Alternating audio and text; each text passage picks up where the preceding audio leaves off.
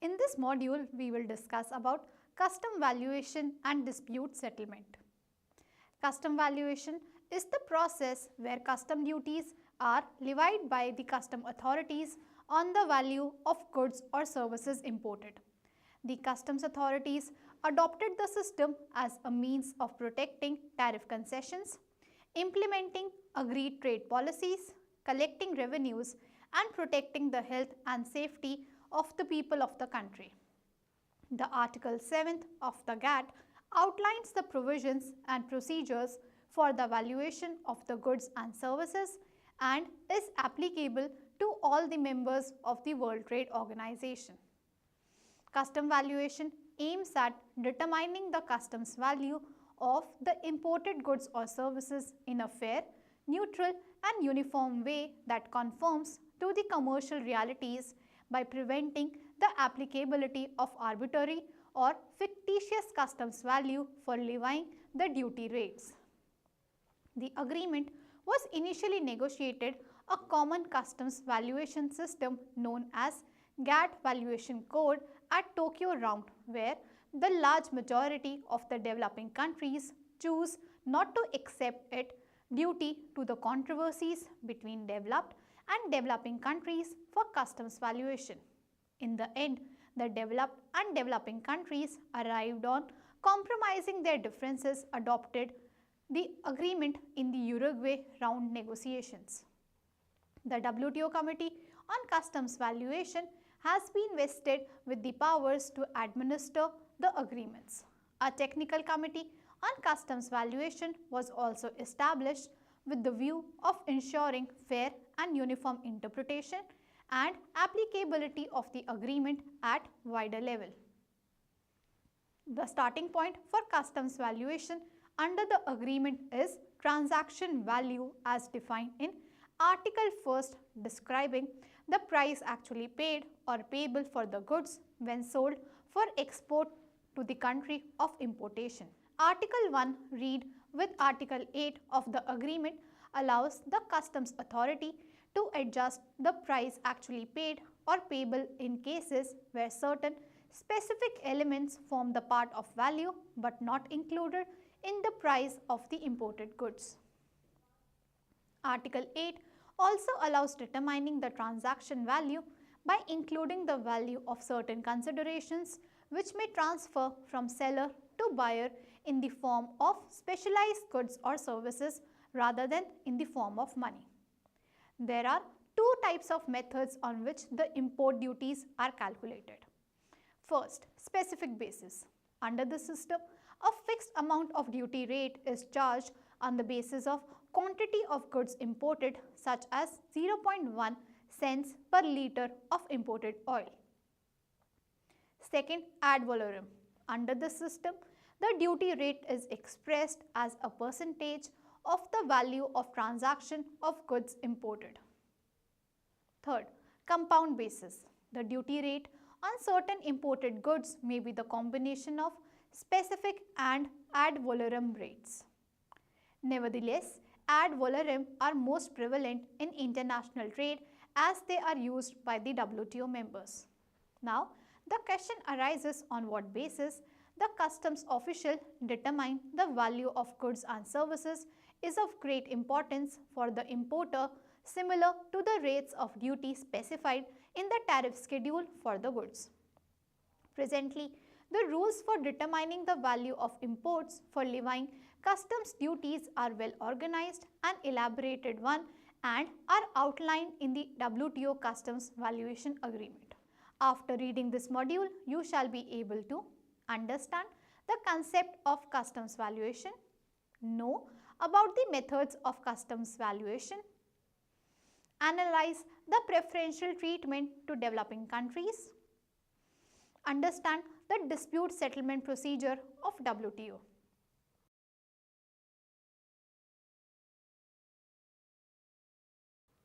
Now, let us understand about the methods of customs valuation. These methods of customs valuation are applicable for the cases where there is no transaction value or where the transaction value is not acceptable as the customs value. because the price has been distorted with the outcome of certain conditions. 6 methods have been specified to determine the customs value of goods or services as discussed below. Transaction value, the total price paid or to be paid by the buyer to seller or to benefit the seller for amount of imported goods and consists of all proceeds made as a condition of sale by the buyer to seller or to the third party on the direction of seller to meet the obligation. The customs value would be considered as transaction value if all the conditions mentioned below are satisfied. A. There must be an evidence of sale, that is, invoices, contracts, purchase orders, etc. B. There must be no constraint on the usage of goods imported by the buyer other than constraints which are imposed by the country of importer, where the goods are limited to geographical area and do not affect the value of the goods substantially. C. The contract or sale must not be subject to certain conditions or considerations for which the authorities cannot evaluate the true value of the transaction. The examples of this condition may be like any one or in combinations of them are as follows. Where seller puts the conditions on buyer to buy other goods in specified quantities from him where the price of the goods imported are based on the other goods that buyer charged from seller and where amount is charged on the basis of a form of proceeds inappropriate to the imported goods. D. There shall not be adjustment or accrual directly or indirectly to the seller with respect to any subsequent resale, use or disposal of the goods by the buyer. E. There must be an existence of sufficient information for adjustment to be made to determine the transaction value such as commissions and brokerage except buyer commission, packing and container cost and charges, assessed royalties and license fees, subsequent proceeds, cost of transportation, insurance and other related charges based on CIF basis and do not include after import expenses incurred on the goods. F. That the buyer and sellers must not be related with each other. They are found to be related with each other in the following circumstances, such as they are the office bearers or directors of each other institution. They are partners, employer-employee, hold 5% of voting rights or shares directly or indirectly. Both of them are controlled by third party or they are the members of the family. Transaction value of identical goods. The value of transaction is measured cannot be determined on the basis of Article 1. Then the next method is to evaluate the goods on the basis of identical merchandise if the goods are same in all respect except minor differences such as physical characteristics, quality, reputation of the goods under consideration or produced in the same country, manufactured by the manufacturer of the goods being valued if available, sold for export to the same country of importation and exported at or about the same time for evaluating the value of goods. While following this article, the transaction value of identical goods of the same commercial level with same quantity shall be value of transaction value of goods concerned. Where there is non-availability of sale of such identical goods, the value at different commercial level with different quantities can be considered for such valuation provided the differential attributable to commercial level and or the quantity shall be used. Such adjustments can be provided on the basis of evidences clearly depicting the reasonableness and accuracy of the adjustment. For the applicability of this method, two or more transactions of identical goods are required to be identified and the lowest such values shall be adopted for deciding the transaction value of goods imported. Transaction value of similar goods. If the transaction value cannot be determined on the basis of Article 1 and 2, the transaction value of imported goods is measured on similar goods if goods are component material and characteristics is resembling, goods are capable of performing the similar functions and are commercially interchangeable with goods being valued. And goods are produced in the same country and by the producer of the goods being valued. For this, the goods must be sold for export to the similar country of importation and exported at or about the same time for determining the value of goods. While following the article, the transaction value of similar goods of the same commercial level with same quantity shall be value of transaction value of goods concerned.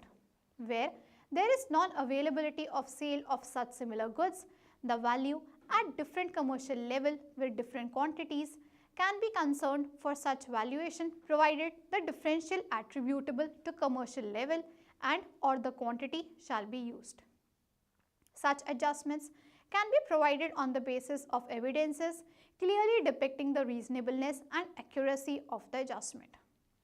For the applicability of this method, two or more transactions of similar goods are required to be identified and the lowest such values shall be adopted for deciding the transaction value of goods imported. Next, deductive value. The agreement provides that when customs value of imported goods cannot be determined at transaction value or identical goods or similar goods, it will be analyzed on the basis of unit price at which the import of identical or similar goods take place with unrelated buyer at greatest aggregate quantity in the country of importation. While implementing such measure, both the parties, that is the buyer and seller, must not be related to each other and the sale must take place at the time of importation of goods being valued. However, if no sale is found or at the time of importation it is agreed permitted to use sales up to 90 days after importation of the goods being valued. According to the article, the price can be determined at that point where greatest number of quantity is sold to unrelated person at the first commercial level at which such sales take place. The greatest aggregate quantity can be ascertained by taking the sum of all units sold at given price and then compared to the sum of all units of good sold at any other price. The greatest number of units sold at one price would be the greatest aggregate quantity. Certain deductions from the price at greatest aggregate quantity has been outlined in the agreement as the sale price taken to calculate the transaction value is the sale price in the country who have imported the goods from other country. These deductions are commissions, general expenses, sum of profits, transport cost, insurance, customs duties, other national taxes, value added by assembly or further processing when applicable are required to be deducted as these expenses are incurred within the country of importation. Next, computed value. As per the agreement, where the seller is the actual manufacturer of the goods sold and has access to all the information of production to determine the value of goods imported, the computed value method is used. The custom value under the method is ascertained by taking the sum of the following elements: the value of the raw materials and fabrications or other processing employed in manufacturing the goods, the amount of profit and general expenses usually reflected in export sales, the direct and indirect cost of production and selling the goods for exporting, transportation, loading, unloading, handling charges, cost of container and packing, and insurance of the imported goods. Next, fallback method. This method is used in exception circumstances where it becomes impossible to ascertain the customs value of imported goods under any of the foregoing valuation methods. Under such situation, a flexible approach is applied where most readily method enables the circulation of the customs value. It is expected that the customs value arrived at must be fair, uniform, reasonable and neutral, reflecting the commercial reality to the maximum extent. Under fallback method, the customs value should not be based on the following: fixation of customs value on the basis of the selling price or sale price of goods manufacturers in the importing country, on a system which specifies the adoption of higher of the two alternative values, the lowest will be adopted, the price of goods prevailing in the domestic market of exporting country, on the cost of production other than computed values determined for identical similar goods, adoption of price of goods exported to third countries, minimum customs value exception in case of developing countries if accepted, arbitrary or fictitious values.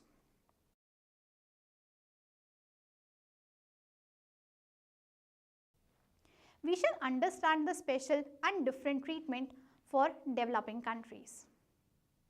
The agreement permits the developing country members to delay the applications of the provision of the agreement for a period of 5 years from their date of entry to WTO agreement, Article 20.1. Also, following the application of all the provisions of the agreement, the developing country members have been given the delay of 3 more years to the application of computed value method, Article 20.2.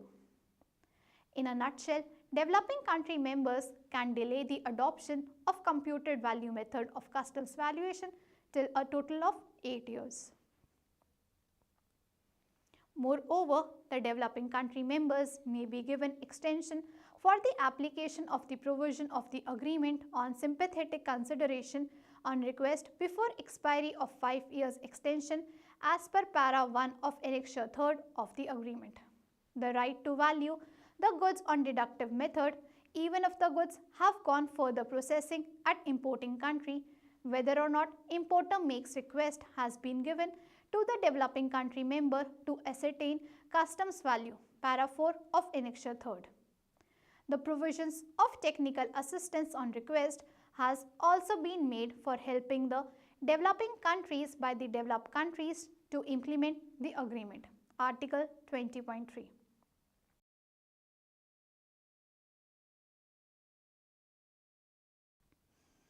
Now, moving on to customs valuation in India. The British firstly codified the provisions of levying the customs duty in India in 1878 by introducing the Sea Customs Act 1878. The valuation of goods were based on real value that was defined by section 30 of the Act as wholesale price less trade discount and import duties or capable of being sold in same quantity at the time and place of importation. With the growth of trade and increase in number of transactions and products traded, the valuation of customs duty on the basis of real value started creating problems, especially in case of interpretation of terms, wholesale price and capable of being sold. With due consideration to the provisions of GATT Article 7th and the growing domestic demand, a new Customs Act 1962 was enacted, replacing the old Sea Customs Act 1878. The Customs Act 1962 under its section 14 provides the valuation of goods as the ordinary selling price of goods or like goods or offered for sale for delivery at the time and place of importation where buyer and sellers are not related with each other. India signed the Agreement of Customs Valuation in 1980 and availed the extension of 5 years and then 2 years as per Article 20 of the agreement to implement and adjust the changes in its system of levying customs duties. India has been following the provision of WTO Agreement on Customs Valuation since 1988. Section 14 of the Act was amended to include a new subsection 14, subsection 1A to insert the adjustment for determining the price of imported goods in accordance with the rules of the agreement. Then, the Customs Valuation Department of Price of Imported Goods Rules 1988 were notified that consist of majorly all the substantive provisions of the Agreement of Customs Valuation. In practice, the valuation of the goods till 2007 were being valued according to the deemed concept as specified in Section 14 of the Customs Act 1962, where the Supreme Court of India in one of the cases held the application of Agreement on Customs Valuation rules right. Rule 10A of the Customs Act 1962 allows the authorities to reject the transaction value in case of suspected valuation fraud. In these cases, the customs could ask the importers to provide the further details to justify the declared value. If the importer fails to justify or the details further submitted were not satisfactory, the customs could reject the declared value and appealable order should be issued after giving reasonable opportunity to be heard. Then the goods are to be valued as per the rules defined. Presently, the National Import Database facilitates reliable tool for comparing declared values with contemporaneous import prices. It is updated weekly and made available to all customs stations on www.dov.gov.in.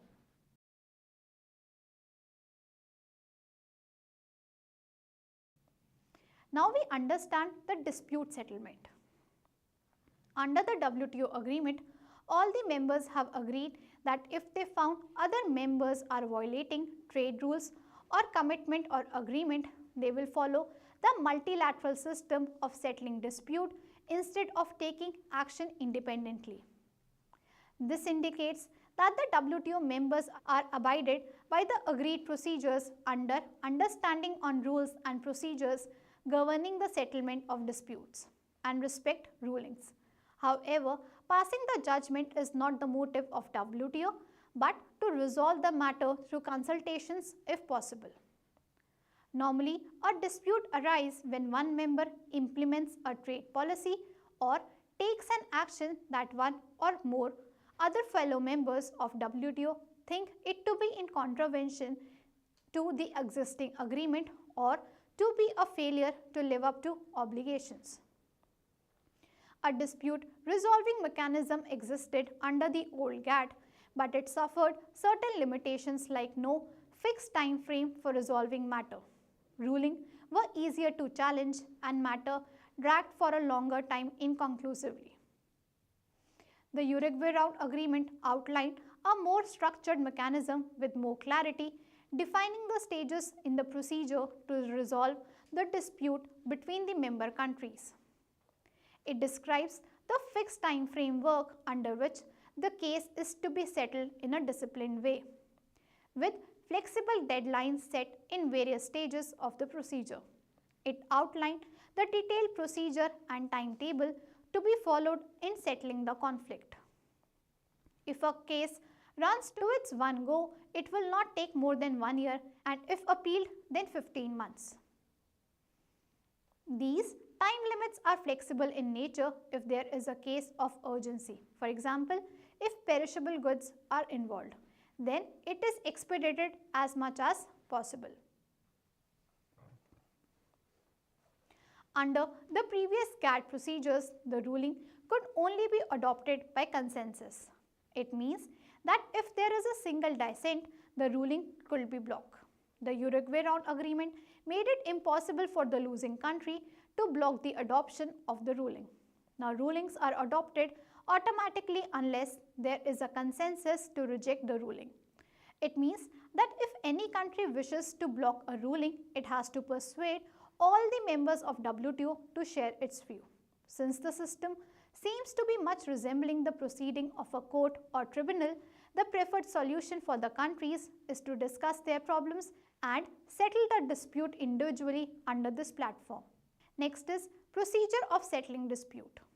The disputes are settled by the dispute settlement body consisting of all WTO members. It has powers to make panels of experts to examine the case and accept, reject the findings of the panel or the result of an appeal. It emphasizes on the enforcement of the rulings and recommendations to be implemented. It also has the power to authorize retaliation when a member country refuses to comply with the ruling. The dispute process takes the following stages. First stage, The concerned countries under dispute are given chance to consult each other and settle their differences by themselves up to 60 days. If the solution through consultation fails, they can refer the matter to WTO Director General to mediate or make an effort to resolve the dispute in any other way. Second stage, if the consultation fails, the complaining country can demand for a panel to be appointed. The panel is appointed within 45 days and it takes another 6 months to conclude its report. The formation of the panel can be blocked by the country in the dock, but such formation of a panel can no longer be blocked at the second meeting of dispute settlement body unless there is consensus against forming the panel. If the dispute is related with developed and developing country, at least one panelist shall be from the developing country if requested. If there is no agreement on the panel list within 20 days after the panel establishment, the chairman of DSP on request should intimate the members regarding the composition of panel not later than 10 days after receiving such request. The term of reference, that is the description of the conflict, citing the relevant provisions and agreements etc. in consultation with the parties concerned, is prepared and circulated among the conflicting parties within 20 days from the establishment of the panel. The parties other than disputed parties who have concern with the outcome of the decision of the conflict are termed as third party. The panel can meet with the third parties to discuss the issue under its examination. The panel normally meets the conflicting parties twice or more during its examination. After receiving the comments or replies from the parties and following the consideration of rebuttal submission and oral arguments, the panel shall prepare its interim report with full confidentiality and without the presence of the parties concerned. Then, the interim report is to be sent to the parties concerned for their comments. If there is any comment to be discussed, the panel can fix a meeting with the party to discuss such comment and review it.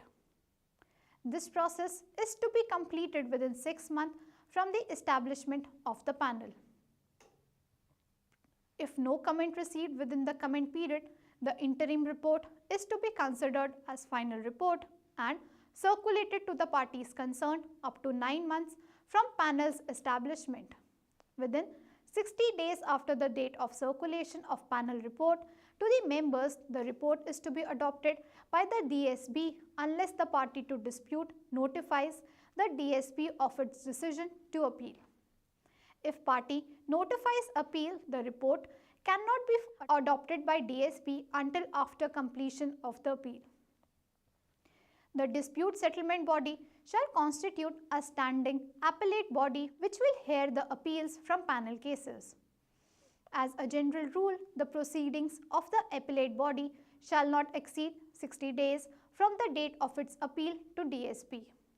The appellate body shall address each of the issues raised in its proceedings and may uphold, modify or reverse the legal findings and conclusions of the panel. Then the DSP adopt the report usually up to 9 months with no appeal or 12 months with appeal from the establishment of panel. At a meeting of DSP held within 30 days after the adoption of the panel or appellate body report, the member concerned will report to the DSP about its intention to implement the decision, or if it is impractical to comply immediately, it shall have a reasonable period of time to implement the decision. The reasonable time shall be the period proposed by the member concerned or mutually agreed period or a period determined through arbitration within 90 days after the date of adoption of recommendations and rulings. If it fails to act within this period, it has to make negotiations with the complaining country or countries in order to settle mutually acceptable compensation such as tariff reductions in areas of particular interest to the complaining side. In case no agreement on compensation is agreed upon, after 20 days, the complaining member can request the DSB to retaliate to suspend concessions or other obligations. Such clause is inserted to encourage the member countries to comply with the recommendation for the enforcement of the decision of the DSP. It could, for example, initiate the step of blocking imports by increasing import duties on products from the other country above agreed limits to levels so high that the imports are too expensive to sell within certain limits.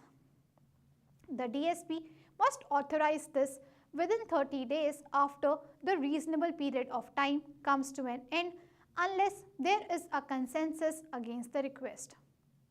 In principle, the retaliation should be from the same sector of the dispute and may shift to other sectors of the agreement if such retaliation of same sector is not practical to impose or become ineffective.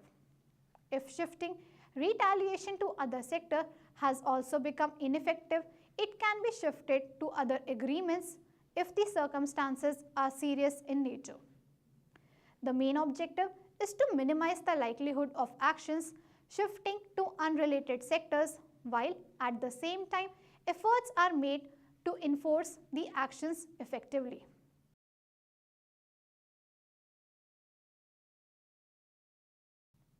Let us now recapitulate what we have studied so far.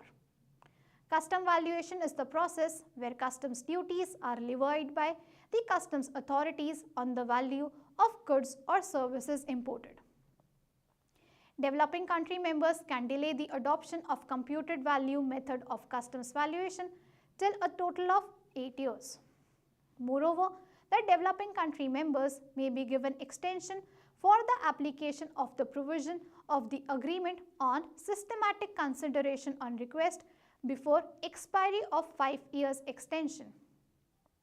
The valuation of goods were based on real value that was defined by section 30 of the Act as wholesale price less trade discount and import duties or capable of being sold in same quantity at the time and place of importation. With the growth of trade and increase in number of transactions and products traded, the valuation of customs duty on the basis of real value started creating problems, especially in case of interpretation of terms wholesale price and capable of being sold. This indicates that the WTO members are abided by the agreed procedures under understanding on rules and procedures governing the settlement of disputes and respect rulings. However, passing the judgments is not the motive of WTO, but to resolve the matter through consultations if possible.